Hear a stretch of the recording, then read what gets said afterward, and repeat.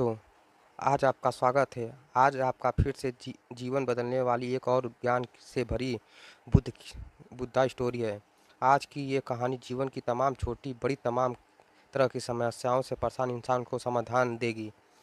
एक बार एक किसान अपने गांव की परेशानियों से बहुत दुखी था।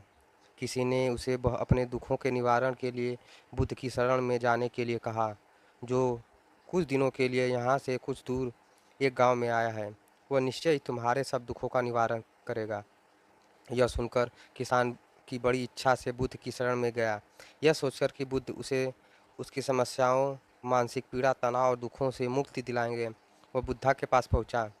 उसने बुद्धा से कहा कि हे बुद्ध, मैं किसान हूँ, मुझे खेती करना पसंद है, लेकिन बारिश कभी भी पर्याप्त नहीं होती और मेरी फसलें बर्बाद हो जाती हैं। तब पिछले साल मेरे पास खाने के लिए कुछ नहीं था और इस साल भी अत्यधिक बारिश के कारण मेरा फसल बहुत नुकसान हो गया है। मेरे पास खाने के लिए पर्याप्त भोजन नहीं है। तब किसान ने कहा, मैं शादीशुदा हूँ, मेरी पत्नी मेरा ख्याल रखती है, मैं उससे प्यार करता हूँ, लेकिन कभी-कभी मुझे बहुत परेशान करती है और घर में बहुत क्लेश हो जाता है, जिससे मुझे लगता है कि अच्छा होता अगर वो मेरी ज़िंदगी में नहीं आती। मेरे भी 2 बच्चे हैं, कभी-कभी मेरे बच्चे मेरे अनादर और अवज्ञा करते हैं, मेरे निर्देश का पालन नहीं करते हैं। लेकिन किसान लगातार बुद्ध को अपने दुखमयी जीवन के बारे में तमाम बातें बता रहा था। तभी बुद्ध उस दुखी किसान की समस्या को ध्यान से सुनते रहे। अपनी ज़िंदगी की सारी परेशानियां बताने के बाद जब उसे राहत महसूस हुई तो वह चुप हो गया। अब उसके पास बताने के लिए कोई समस्या नहीं बची। वह चुपचाप बैठकर बुद्ध की ओर देख रहा था और अपनी समस्याओं का समाधान पाने के लिए बुद्ध के उत्तर की प्रतीक्षा कर रहा था, लेकिन बुद्ध चुपचाप थे। किसान ने फिर कहा, हे बुद्ध, मैं आपकी शरण में आया हूँ, कृपया मुझे मेरे जीवन की इन समस्याओं का समाधान करें। बुद्ध ने कहा, मैं तुम्हारी कोई मदद नहीं कर सकता। किसान आश्चर्यचकित होकर बोला, अरे, यह आप क्या कर रहे हैं? सब आप कहते हैं कि आप सबके दुख को दूर कर देते हैं, तो क्या आप मेरी समस्याएं हल नहीं करेंगे, इसलिए कि मैं एक गरीब किसान हूँ? बुद्ध ने कहा, मुश्किलें हर किसान के जीवन में आती हैं।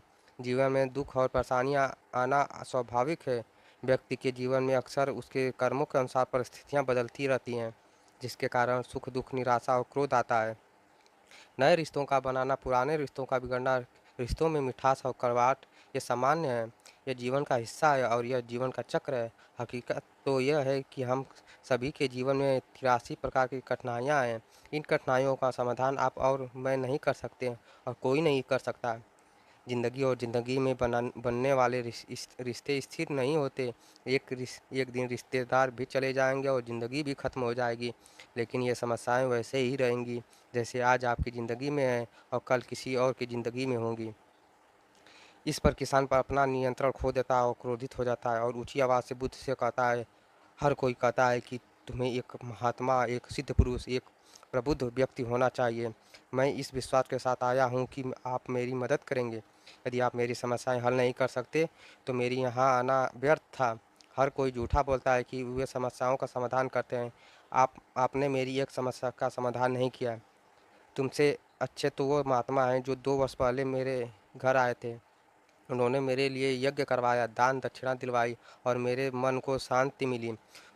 कुछ सुख भी बढ़े और कुछ दुख भी कम हुए, लेकिन तुमने मेरी कोई समस्या का हल नहीं किया। तुमने सीधे तौर पर मना कर दिया।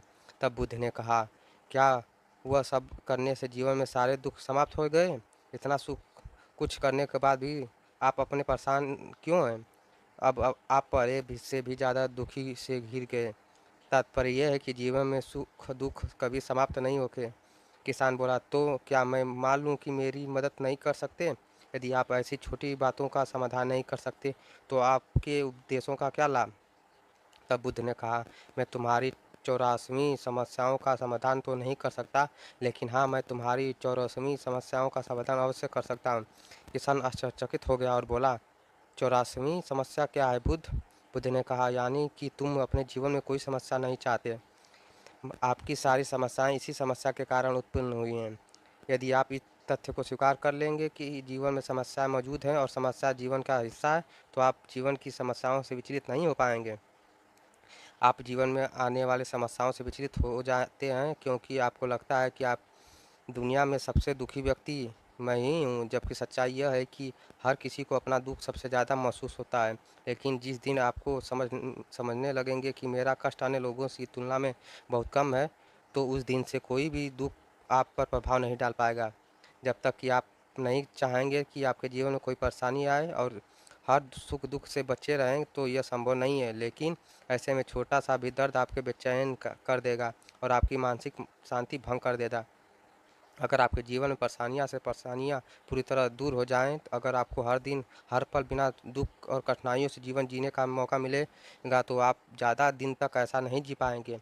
एक समय ऐसा आएगा कि आप एक ही तरह की ज़िंदगी जीने में पूरी तरह तंग हो जाएँगे और ऊब जाएँगे, क्योंकि जीवन में किसी भी चीज़ की अधिकता जीवन के लिए भयानक समस्याएँ पैदा करती हैं। आरामदायक जीवन में जीने के लिए मन और शरीर दोनों विकलांग हो जाते हैं। तो ऐसे जीवन का क्या फ़ायदा जो बाद में आपको नर्क जैसा जीवन जीने को मजबूर कर दे।